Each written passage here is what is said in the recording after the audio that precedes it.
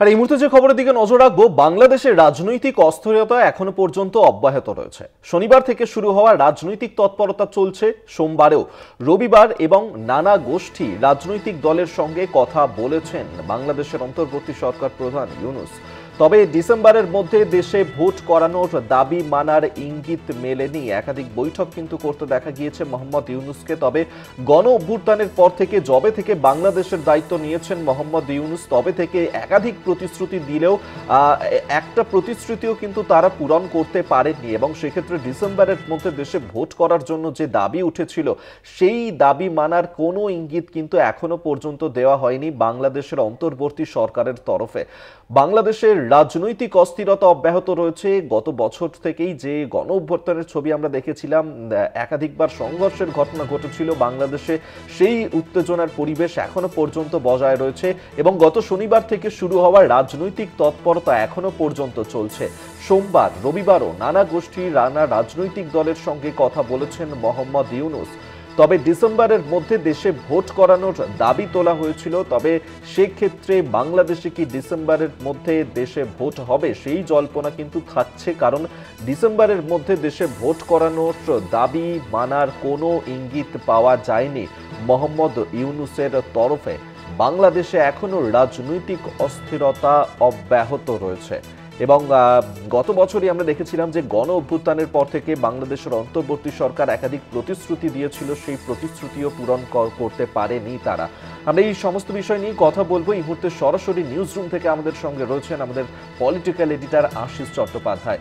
আশিস দা, এখনো পর্যন্ত বাংলাদেশের রাজনৈতিক অস্থিরতা অব্যাহত রয়েছে। ইতিমধ্যেই মোহাম্মদ ইউনূসের তরফ থেকে একাধিক প্রতিশ্রুতি দেয়া হলেও কোনো প্রতিশ্রুতি তারা রাখতে পারেননি। ডিসেম্বরের মধ্যে দেশে ভোট করানোর দাবি উঠছে, সেই প্রতিশ্রুতি কি তারা রাখবেন? ডিসেম্বরের মধ্যে কি বাংলাদেশে ভোট হতে পারে? কি ইঙ্গিত পাওয়া যাচ্ছে এখনো? দেখো, এখানে যেটা একটা নতুন কথা ঢোকানো হচ্ছে বাংলাদেশের রাজনীতিতে, সেটা হচ্ছে আওয়ামী লীগকে নিষিদ্ধ করার পরে একটা যুদ্ধকালীন পরিস্থিতি তৈরি হয়েছে। কে যুদ্ধকালীন পরিস্থিতি তৈরি করলো, কিভাবে যুদ্ধকালীন পরিস্থিতি তৈরি হলো, তার কোনো ব্যাখ্যা না দিয়ে এই ছাত্র সমন্বয়করা এবং প্রধান উপদেষ্টা মোহাম্মদ ইউনূস নিজে এইরকম একটি বাতাবরণ তৈরি করছেন যেন একটা যুদ্ধকালীন পরিস্থিতি তাদের উপরে চাপিয়ে দেওয়া হচ্ছে। আসলে ব্যাপারটা হচ্ছে কত তাড়াতাড়ি নির্বাচন করে নির্বাচিত সরকারকে ক্ষমতা অর্পণ করবেন ইউনূস, আসল প্রশ্নটা সেইটা। কিন্তু সেটার থেকে দৃষ্টিটা ঘুরিয়ে দেবার জন্য আওয়ামী লীগকে নিষিদ্ধ করার পরেই যুদ্ধকালীন পরিস্থিতি সৃষ্টি হয়েছে, নানা উপদ্রব দেখা দিয়েছে বাংলাদেশের পরিস্থিতিতে, এই রকম একটা কথা ছড়িয়ে দেওয়া হচ্ছে। এর মধ্যে শনিবার আমরা দেখেছিলাম যে উপদেষ্টা মণ্ডলীর বৈঠক হয়েছিল, খুবই গুরুত্বপূর্ণ বৈঠক হয়েছিল। বৈঠক থেকে বেরিয়ে দুপুরবেলা একাধিক উপদেষ্টা একাধিক ধরনের কথা বলেছিলেন। কেউ বলেছিলেন তার পদত্যাগের ব্যাপারটা আলোচনার মধ্যেই ওঠেনি, কেউ বলেছিলেন হ্যাঁ পদত্যাগের ব্যাপার আলোচনা হওয়ার পরে সিদ্ধান্ত হয়েছে পদত্যাগ তিনি করবেন না।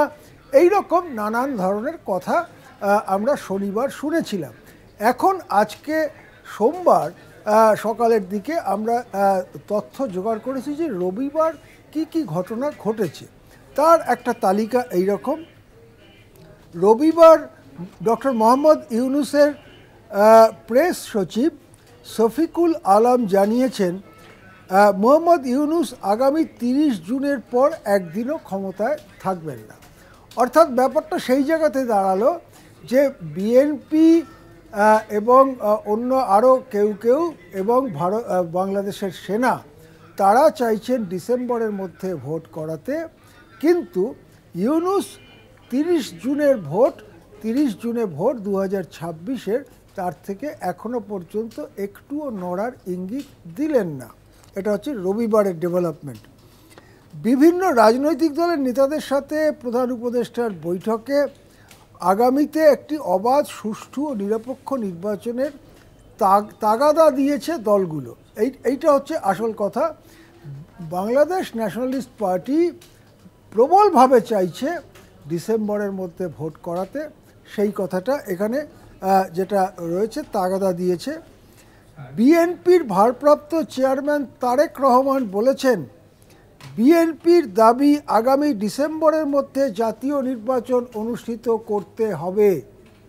অর্থাৎ এই তারেক রহমান প্রকৃতপক্ষে এখন এই বাংলাদেশ ন্যাশনালিস্ট পার্টি, বড় পার্টি, আওয়ামী লীগের পরে দ্বিতীয় বৃহত্তম পার্টি, সেই পার্টি চালান এবং তিনি সুপ্রিমো বলা যেতে পারে এই মুহূর্তে, কেননা তার মা অসুস্থ।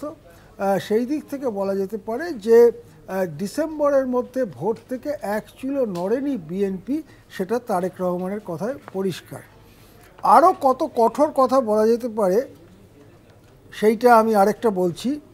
বিএনপির স্থায়ী কমিটির সদস্য গয়েশ্বর চন্দ্র রায় বলেছেন, কোট, আমরা যদি বলি কালকে রাস্তায় নামব, তাহলে আমার মনে হয় ইউনূস সাহেব 24 ঘন্টাও থাকতে পারবেন না।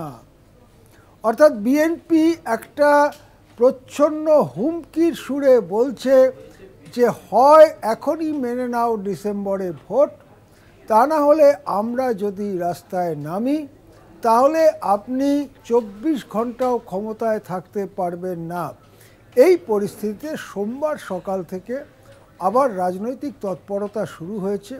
বিভিন্ন পক্ষের মধ্যে কতটা যে দূরত্ব তৈরি হয়েছে দাবি ইত্যাদিকে কেন্দ্র করে, তাতে কতটা কাছাকাছি আসা যায় সেই প্রচেষ্টা শুরু হয়েছে।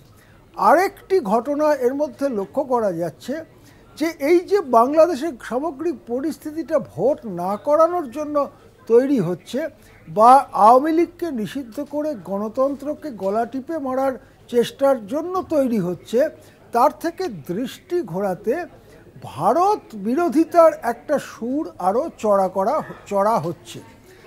বলা হচ্ছে যে বাংলাদেশে এখন যে এই যুদ্ধকালীন একটা পরিস্থিতি তৈরি হয়েছে, এর পেছনে বিদেশি উস্কানি আছে। এই বিদেশি উস্কানিটা কারা দিচ্ছে? কোন বিদেশ? বাংলাদেশের কোন বিদেশ এই উস্কানি দিচ্ছে? ইঙ্গিত করা হচ্ছে যে ভারত থেকেই এই উস্কানি দেওয়া হচ্ছে এবং তার জন্য বাংলাদেশে এই রকম একটা পরিস্থিতি তৈরি হয়েছে। সব মিলিয়ে ইউনূসের ওপরে প্রবল চাপ।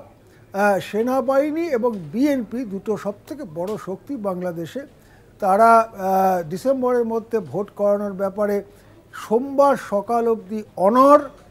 মোহাম্মদ ইউনূসও ডিসেম্বরের মধ্যে ভোট না করানোর ব্যাপারে সোমবার সকাল অবধি অনড়।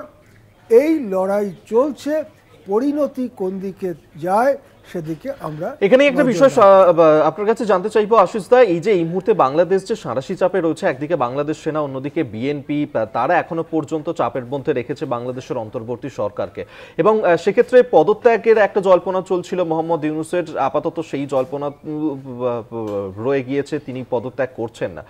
সব মিলিয়ে বাংলাদেশের সংকটজনক পরিস্থিতি কি আরো গভীর হচ্ছে? বাংলাদেশে কি হতে পারে? পাশাপাশি সেক্ষেত্রে বাংলাদেশের সংকট তৈরি হলে ভারত কি প্রভাব পড়তে পারে? না, এটা তো পরিষ্কার, পদত্যাগ করছেন বা করছেন না কোনো জায়গাতেই মন্তব্য করার ব্যাপারে এখন আমরা খুব স্পষ্ট তথ্য পাইনি। পদত্যাগের সম্ভাবনা রয়েছে, পদত্যাগের সম্ভাবনা উড়িয়ে দেওয়া যাচ্ছে না, পদত্যাগের সম্ভাবনা রয়েছে। এবং যে কথাটা শনিবারও বলা হয়েছিল যে যদি আরও চাপ আসে তাহলে জনগণকে সঙ্গে নিয়ে মোকাবিলা করা হবে, যার অর্থ হচ্ছে জামাতে ইসলাম, হেফাজতে ইসলামের মতো মৌলবাদী শক্তিকে রাস্তায় নামিয়ে দেওয়া হবে, সেই কথার সুর থেকে স্পষ্ট ছিল ইউনূসের ওপরে পদত্যাগের যথেষ্ট চাপ রয়েছে। সুতরাং সোমবার সকালে এটা মোটেই বলা যাচ্ছে না যে পদত্যাগের সম্ভাবনা সম্পূর্ণ বিলীন হয়ে গেছে। পদত্যাগের সম্ভাবনা আছে, এখনও উনি পদত্যাগ করেননি, এখনও উনি প্রধান উপদেষ্টার পদে রয়েছেন। হ্যাঁ, অবশ্যই আমাদের নজর থাকবে সেদিকে, আমাদের সঙ্গে থাকুন আশিস দা আপনি।